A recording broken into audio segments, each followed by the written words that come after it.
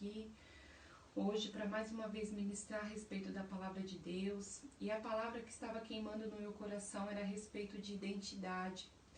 E eu queria falar nesta noite a respeito da identidade de filho. E quando nós falamos sobre a identidade de filho, nós sempre vamos voltar no começo de tudo. E a gente vai voltar um pouquinho lá no livro de Gênesis para ver qual que foi a identidade que foi nos dada. E a identidade que foi nos dada, se você for lá em Gênesis 1, 26, a Bíblia vai dizer assim: E disse Deus, façamos o homem à nossa imagem, conforme a nossa semelhança, e domine sobre os peixes do mar, e sobre as aves dos céus, e sobre todo o gado, e sobre toda a terra, e sobre todo réptil que se move sobre a terra. Então a identidade que foi nos dada foi segundo a imagem e a semelhança de Deus. Mas nós sabemos ali que um pouquinho mais à frente, a Bíblia vai falar a respeito da queda do homem. Que aquela identidade, que era a imagem e semelhança do Deus vivo, nós perdemos. Nós perdemos por quê? Porque houve uma desobediência. No capítulo 2, do versículo 16, diz assim: E ordenou o Senhor Deus ao homem, dizendo: De toda árvore do jardim comerás livremente, mas da árvore da ciência e do mal dela não comerás, porque no dia em que dela comerdes, certamente morrerás. Então, o Senhor ali, quando Ele criou eu e você, quando Ele criou o homem e a mulher, Ele fez algumas ordenanças, dizendo para eles o que eles iam fazer, conforme eles iam fazer, e o que não poderia fazer. E uma das coisas que o Senhor havia falado ali ao homem, o que ele não deveria fazer, era comer do fruto da árvore, da ciência do bem e do mal.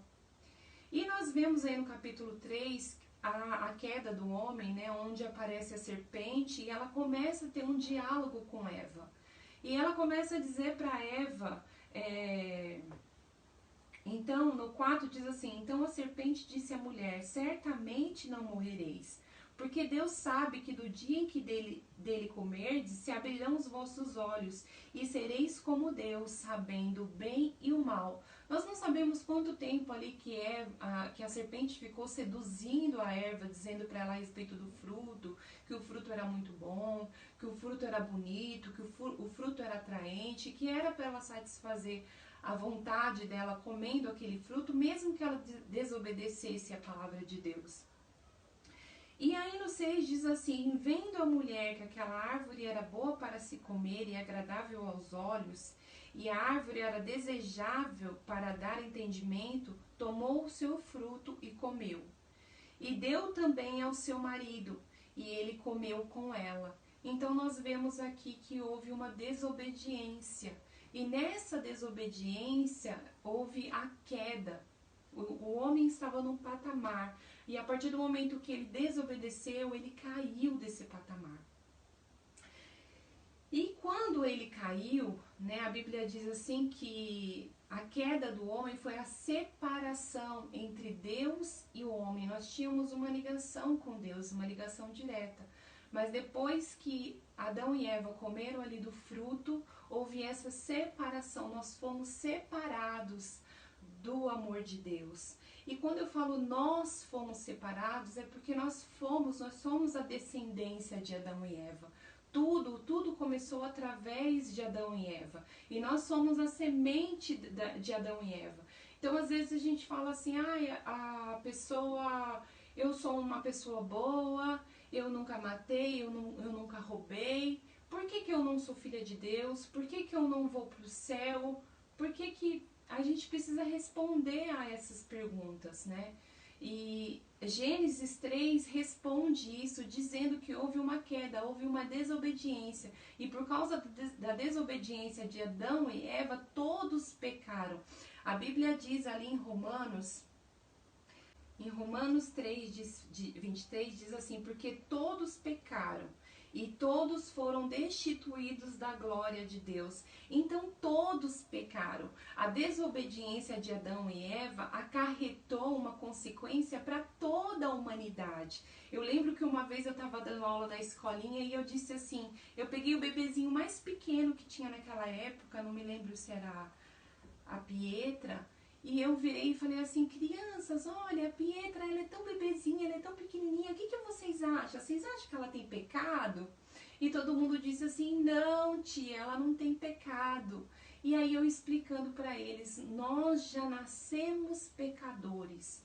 Então o bebezinho, por mais inocente, por mais bonitinho, por mais mimoso que ele seja, ele já nasce com o pecado, porque nós somos da descendência de Adão e Eva, então todos caíram, todos pecaram e todos estão destituídos da glória de Deus, porque houve uma desobediência.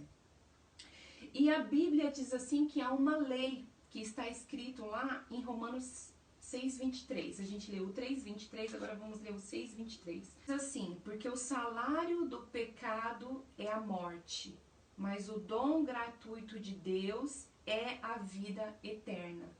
Então, o salário do pecado é a morte. E se nós formos ver ali, todos pecaram, todos estão destituídos de Deus, todos estão separados de Deus. A Bíblia diz também em Romanos 5:19, diz assim, ó, porque como pela desobediência de um só homem muitos foram feitos pecadores, assim pela obediência de um, muitos serão feitos justos. Então ele começa dizendo que por causa da desobediência de um, todos foram feitos desobedientes. Então, por causa da desobediência de uma única pessoa, todos nós fomos desobedientes. Aí Deus vendo tudo isso, toda essa situação, e a Bíblia diz assim em João 3,16 que Deus amou o mundo de tal maneira que entregou o seu único filho por amor de nós. Então o Senhor, se a gente voltar também em Gênesis, lá no começo, ele já decretava também um plano para nos salvar e para nos entregar novamente a nossa identidade. Se nós vermos aqui fala a respeito de Adão e Eva, daí a gente leu a respeito da queda, e lá em 3:21 diz assim, e fez o Senhor Deus Adão e a sua mulher túnicas de pele e o vestiu. Eu achei interessante esse versículo, porque quando ele fala assim que ele fez túnicas de pele, é porque ele teve que imolar o primeiro animal para poder cobrir o homem do seu pecado.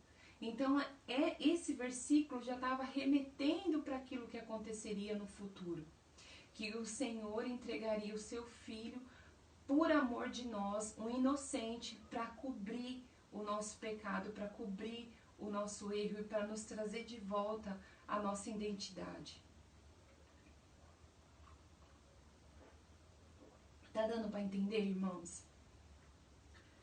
Eu espero que sim. Que pena que eu não posso interagir com vocês. Então, a Bíblia fala assim que lá em João 3,16, Deus amou o mundo de tal maneira que deu o seu Filho unigênito para que todo aquele que nele crê não pereça, mas tenha a vida eterna. Então, o que o Senhor fez para resgatar a nossa identidade? Nós pecamos, nós sofremos ali uma sentença. A nossa sentença foi o pecado, e o pecado, a sentença dele é a morte. E o Senhor fez um plano perfeito para nos resgatar desta condição que nós estávamos. E o plano perfeito dele foi o quê? Trazer o quê? O filho dele. E aí, deixa eu abrir aqui só para poder ler melhor aqui para vocês. Jesus, ele nos religou. Quando a gente fala a palavra religião, quer dizer religar. Ele nos religou novamente com Deus, porque até então nós estávamos o quê? Separados de Deus. Então o Senhor, ele foi, arquitetou esse plano perfeito para quê? Para nos resgatar, nos tirar dessa sentença de morte e nos trazer novamente para o plano original, que era segundo a imagem e semelhança do próprio Deus. Ele foi gerado pelo Espírito Santo, nasceu sujeito às mesmas coisas que nós, as mesmas necessidades, ele teve fome, ele teve cansaço, ele chorou, né? A gente viu uma passagem falando que Jesus chorou, porém sem pecado. Vamos ler lá? Vamos ler Hebreus.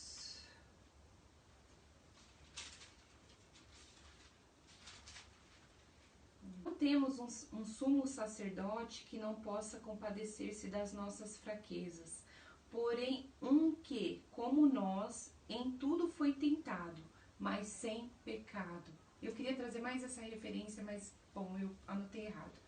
Que falava ali que Jesus, ele foi sujeito às mesmas coisas que nós, as mesmas necessidades, sede, fome, cansaço, porém sem pecado.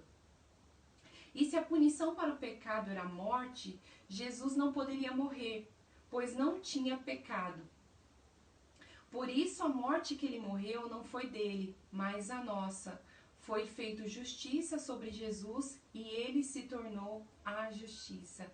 Quer dizer, se ele não tinha pecado, por que ele ia morrer? Ele não deveria morrer. Ele não tinha pecado, e se a sentença, se o salário do pecado é a morte, por que ele morreria? Então veio Deus mandou aquele que fosse santo, aquele que fosse como nós, homem e mulher, ele fosse sujeito às mesmas necessidades que nós, mas sem pecado algum, porque a Bíblia fala que ele foi gerado pelo Espírito Santo.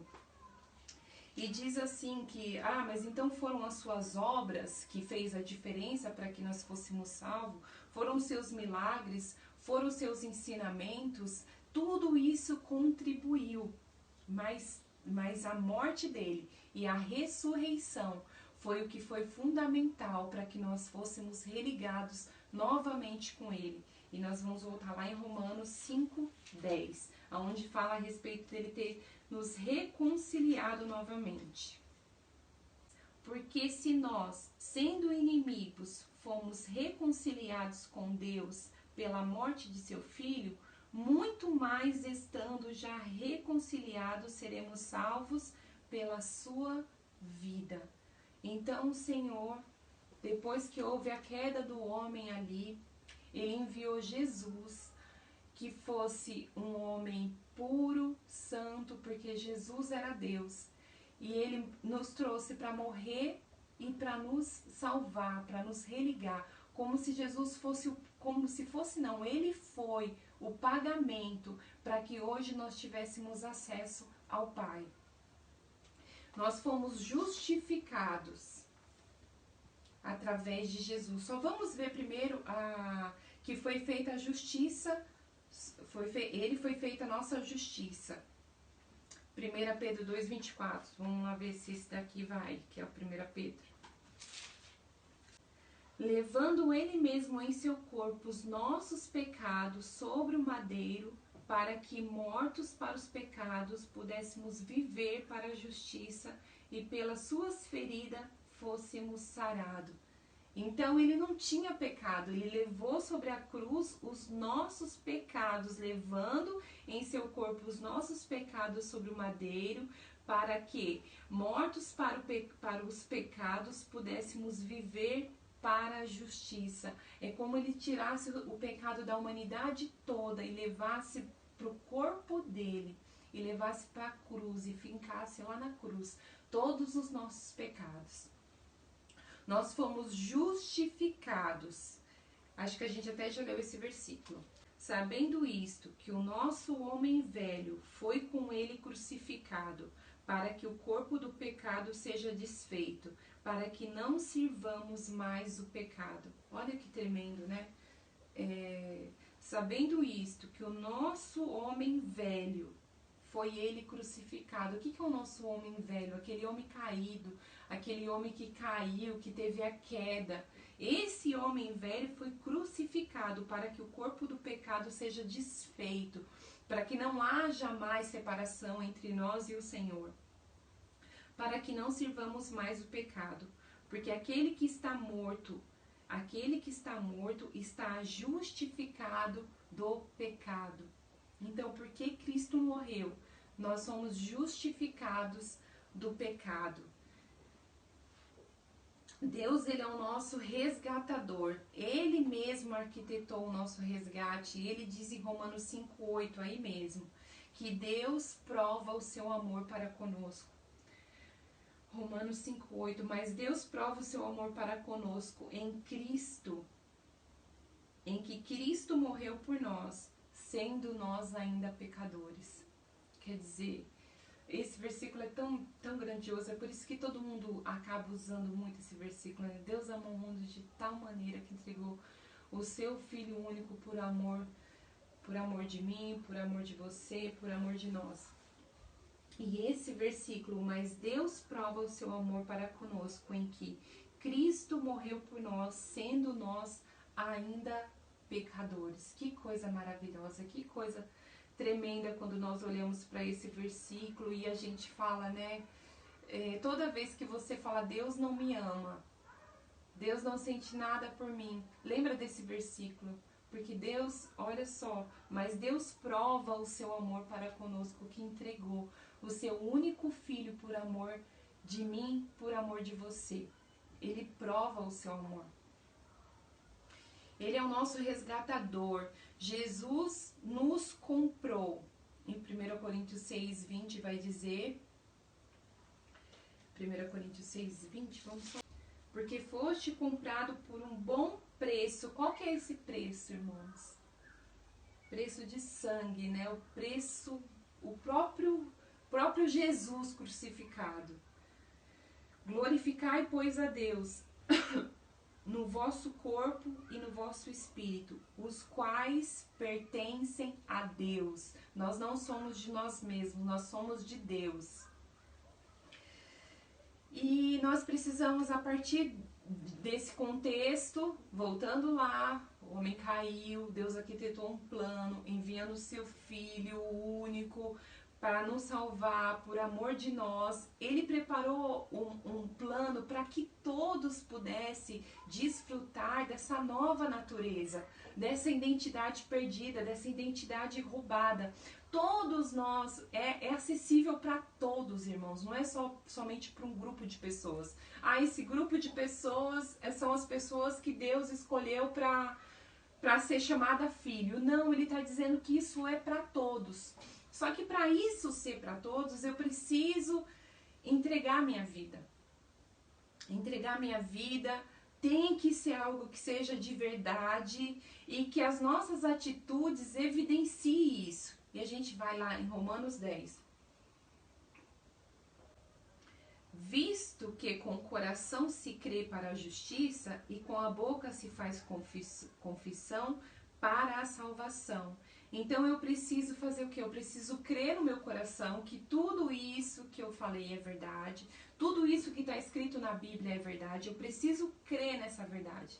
Porque por que a gente fala crer, irmãos? Porque quando às vezes a gente olha para a Bíblia, né, essa história de Adão e Eva tá ilustrada em tantas histórias em quadrinhos, isso leva para a escola infantil, tantos lugares abordam essa história, já teve filme infantil, e às vezes a gente olha para isso, a gente acha que é uma fábula, que é uma historinha em quadrinho, que é uma filosofia, qualquer coisa assim, mas não, isso é a verdade, isso é o início, isso é o princípio de todas as coisas. A palavra de Deus, ela é um manual para as nossas vidas. Aqui está dizendo tudo o que nós precisamos saber para a nossa vida, para a nossa existência, para a educação de filho, para casamento, para conduta, para moral, para moralidade. Tudo está escrito nessa palavra. Esse daqui é o manual para as nossas vidas. Então eu preciso ler isso daqui, acreditar e crer no meu coração. Visto que com o coração se crê para a justiça e com a boca se faz confissão para a salvação. Então eu confesso, isso desceu no meu coração e eu confesso agora com a minha boca, dizendo eu creio em Jesus, eu aceito Jesus na minha vida, eu aceito essa verdade na minha vida, eu quero fazer parte dessa verdade. Então diz que com a boca, com o coração se crê e com a boca se confessa. Por isso que nós temos aquele momento que nós perguntamos para as pessoas se as pessoas querem ali aceitar Jesus, entregar as suas vidas, porque quando nós confessamos, a Bíblia fala assim que existe um memorial onde está escrito ali que aquela pessoa confessou que ela aceita Jesus Cristo como seu único e suficiente Salvador. E isso precisa ser, como eu já falei, algo que seja de verdade, e a evidência será as nossas atitudes. Nós temos a evidência ali nos frutos do Espírito, né, que a nossa vida é mudada e a gente começa a trazer vários frutos, né, que é a paciência, a paz, o amor, a alegria. Ele vai falando assim várias coisas, mas a gente vai ler em Tito 2,14. O que Deus espera de nós? O qual se deu a si mesmo por nós, para nos remir de toda iniquidade e purificar para si um povo seu, especial, zeloso e de boas obras. Então, qual que vai ser as nossas atitudes daqui para frente? Nós vamos ser especiais, zelosos e de boas obras. Então, quando você tem um encontro real com o Senhor Jesus, e quando a gente olha essa verdade internaliza dentro de nós, e isso começa a modificar o nosso interior, a nossa identidade, de novo, ela é resgatada, ela é transformada, porque todos nós temos uma identidade, nós viemos de Deus. Então, o que o Senhor está fazendo com tudo isso é nos preparar para a volta, para retornar aonde nós deveríamos estar. Quando a gente volta lá em Gênesis de novo, vai falar a respeito de que quando Adão pecou, ele se escondeu ali no jardim de Deus, porque ele teve vergonha, porque ele estava nu e ele ainda não tinha consciência dessas coisas. Então o Senhor perguntou para ele: Adão, onde você está? Aonde você está? Foi a primeira pergunta que Deus falou para Adão, né? Então é a mesma coisa que Deus fala para nós nos dias de hoje. Érica, onde você está? Que não na minha presença. Então, o lugar onde nós devemos estar, onde nós deveríamos estar, era na presença do Senhor. E muitas vezes nós, por nos perder, né, nós não nos encontramos na presença dele. Nós fomos perdoados a partir então disso, que eu vejo que eu pequei, que eu estou separado de Deus, que eu entendo que Jesus Cristo ele veio para me trazer de volta, para me reconciliar. Ele morreu por mim, ele morreu pelos meus pecados. Eu aceitei toda essa condição. Eu fui perdoado. Vamos voltar lá em Romanos 4, do 7 ao 8. Bem-aventurados aqueles cujas maldades são perdoadas e cujos pecados são cobertos. Então, vamos ler mais uma vez? Bem-aventurado aquele cujas maldades são perdoadas e cujos pecados são cobertos. Bem-aventurado o homem a quem o Senhor não imputa o pecado. Por que não imputa o pecado? Porque Jesus já nos justificou, como nós já lemos. Jesus já nos cobriu. Jesus fez como lá no princípio falou, que ele pegou um animal, imolou aquele animal e vestiu novamente o homem e a mulher. E ele foi e entregou Jesus, e aquele sangue que Jesus aspergiu ali na cruz, ele vem e ele nos cobre. E esse sangue que nos cobre nos liga novamente com Deus. Nós não somos mais escravos do pecado. Se a gente lê lá em primeiro, não sei se é primeiro ou se é segundo João, fala ali, né, filhinhos, não pequeis, mas se pecardes, tem um advogado, que você tenha um acesso, você pode pedir perdão. Lembrando, irmãos, que quando a gente fala a respeito de perdão, a respeito de arrependimento ele não é um remorso, algo que eu sinto assim, um mal-estar. É uma mudança de direção mesmo. Isso não vai fazer com que a gente não peque nunca mais. A Bíblia fala assim, não pequeis, porém se pecar, tens um advogado. Então a gente tem alguém que a gente pode orar e essa pessoa que é o próprio Jesus vai interceder por nós, junto ao Pai, para nos justificar. Amém? Então o arrependimento não é um remorso, é uma mudança de direção, porque em João 16:8 vai dizer que o Espírito Santo nos convence do pecado, da justiça e do juízo. Se eu já tenho uma nova vida, se eu estou em Cristo Jesus, o que acontece? Eu mudei de direção, eu sofri uma metanoia, eu mudei minha mente, eu mudei as minhas atitudes. Então isso faz com que eu mude de direção. E quando eu erro, quando eu errar, porque nós somos propícios a isso, porque nós somos seres caídos, e se isso acontecer, o Espírito Santo que habita em mim, que habita em você, ele nos convence. Ele nos convence e fala, opa, peraí, sobe a lanterninha, acho não, eu errei. Eu errei aqui, eu pequei aqui, eu fiz algo errado. Então o Espírito Santo ele nos alerta a voltar novamente, a mudar a nossa direção. Aí eu anotei aqui pra gente já caminhar pro final. A salvação, a identidade de filhos é para todos. Lembra que eu falei lá no começo? Não era bem no começo, no meio, né? A salvação, a identidade de filhos é para todos. Tito 2:11. Vamos só ver se estamos lá. Porque a graça de Deus se há manifestado, trazendo a salvação para todos os homens. Jesus morreu para todos, para toda a humanidade. Deus amou o mundo de tal maneira, Ele amou as pessoas, para que todos pudessem ter a salvação, que isso não fosse só para um grupo de pessoas, mas que fosse para todos, irmãos.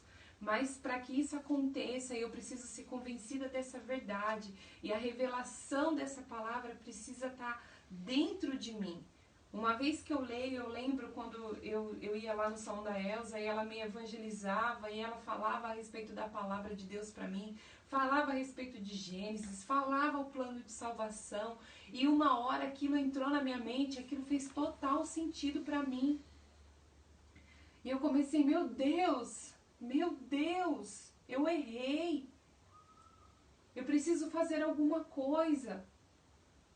A palavra ela veio, ela me convenceu, ela desceu para o meu coração, eu criei, eu confessei com a minha boca, porque aquilo fez sentido para mim, porque alguém veio falar para mim a respeito da verdade, a respeito da palavra de Deus, e aquilo, sabe, me trouxe arrependimento. E eu também nunca tinha matado, eu nunca tinha roubado, eu nunca tinha feito, vamos dizer assim, nada tão horroroso, mas eu tive a consciência do pecado, de que eu tinha errado, de que alguma coisa tinha acontecido e que eu precisava me arrepender e voltar de novo para a direção certa. E uma vez que isso acontece, uma vez que essa revelação desce no nosso coração, você nunca mais consegue voltar atrás. Porque essa palavra ela começa a te gerar uma vida, é porque a gente está voltando para o propósito eterno de Deus.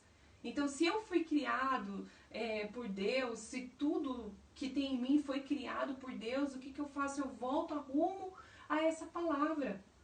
Não tem como eu ir contra isso daqui. Então, essa palavra fez total sentido e me trouxe esse arrependimento, e eu nunca mais, irmãos, nunca mais consegui voltar.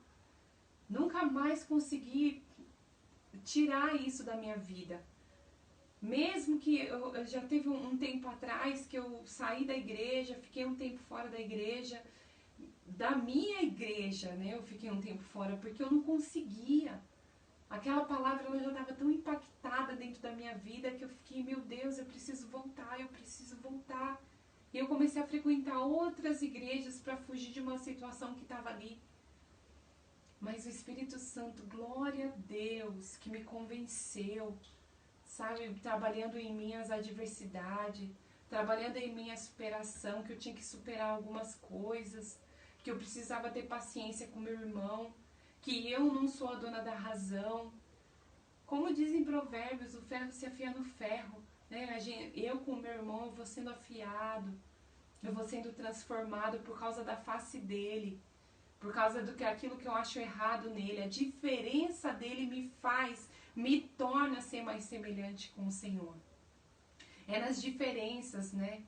no casamento, as diferenças do casamento nos opera em nós algumas coisas para o nosso crescimento. Então Deus é tremendo. Então a identidade de filhos, ela está disponível para todas as pessoas. Se você está ouvindo essa mensagem, se você está ouvindo sobre essa revelação, leia a palavra de Deus. Leia a palavra de Deus, faça orações, súplicas, peça para o Senhor uma direção, para que Ele te revele a respeito de Cristo Jesus, desse amor intenso que o Senhor tem por você, que o Senhor tem por mim, para que caia sobre você esse espírito de revelação, de poder, de conhecimento. Porque quando nós encontramos essa verdade, quando essa verdade faz sentido para nós voltamos à nossa identidade, irmãos. Hoje nós estamos num mundo assim que as pessoas não têm mais identidade. Elas não sabem quem elas são, para que elas veio, elas ficam com essas perguntas. Ah, quem eu sou? Para que eu tô aqui? Para que eu vivo? Para que as pessoas morrem? São tantas questões que ficam na cabeça do ser humano. E quando nós voltamos para a palavra de Deus, as respostas estão ali. Porque quando nós lemos, quando nós estudamos, a gente vai vendo tudo que está aqui, todas as nossas dúvidas, fazendo total sentido para nós. Eu sei que o ser humano foi criado para glorificar e para adorar o nome do Senhor. Todos nós estamos adorando alguma coisa. E se nós não estivermos adorando a Deus, nós estamos adorando alguma coisa. Você pode estar adorando o seu trabalho, você pode estar adorando a sua família, você pode estar adorando a sua condição social, você pode estar adorando um filho. Nós fomos criados para adorar.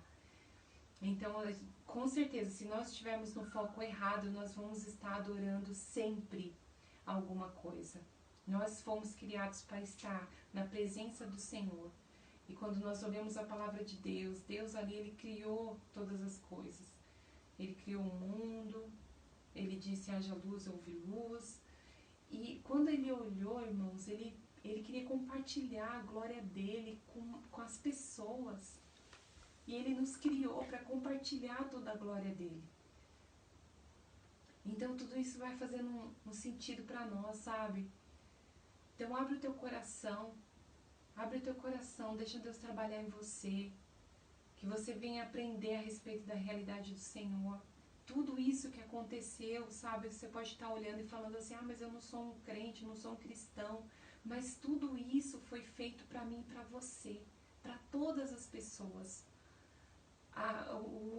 Jesus não é uma religião, Ele veio nos religar com Deus, Ele veio fazer esse propósito, nos religar com Deus.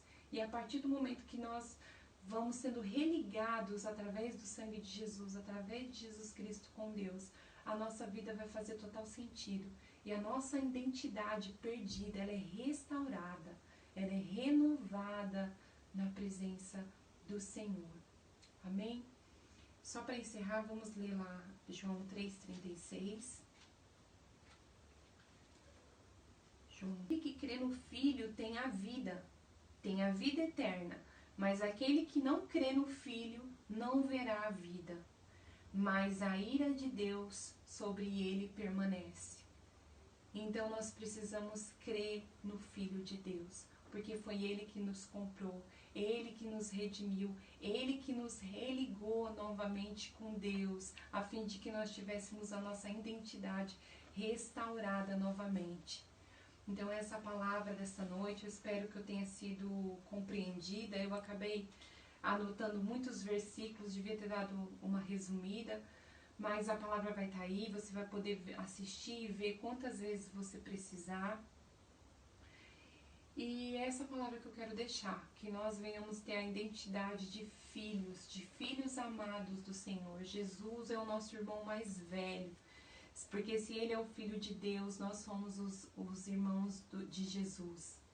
E Deus é o nosso Pai de amor, o nosso Pai que nos amou, que entregou o único Filho dele por amor de nós. E essa é a palavra que eu quero deixar, amém? Para abençoar os irmãos nessa noite.